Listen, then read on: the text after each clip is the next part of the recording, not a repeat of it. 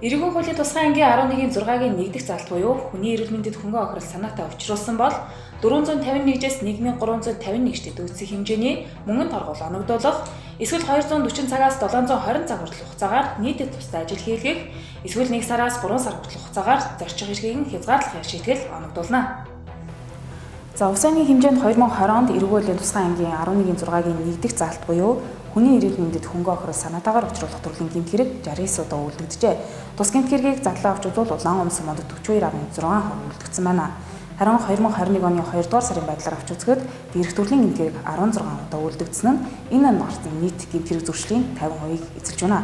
Үүнээс үзэхэд Увс аймагт хүний эрүүл мэндэд хөнгөн охирол санаатаагаар учруулах төрлийн гэмт хэрэг нэмэгдэх хандлагатай байна. Увс аймгийн гэмт хэрэгээс урьдчилан сэргийлэх ажлыг зохицуулах салбар зөвлөл аймгийн прокурорын газар Хормын төдийд ураа төвчөж хооштой замаа гэрэлтүүлж амьдрий.